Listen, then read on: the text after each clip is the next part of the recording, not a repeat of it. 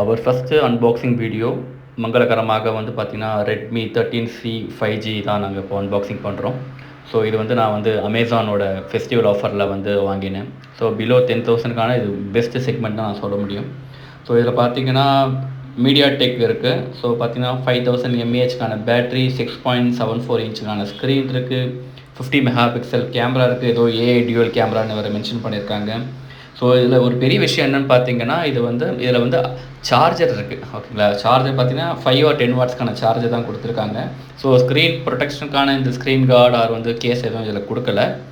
Plus பார்த்தீங்கன்னா இது வந்து நான் எடுத்தது வந்து பார்த்தீங்கன்னா 4GB 128க்கான GB variant, star trail green colour.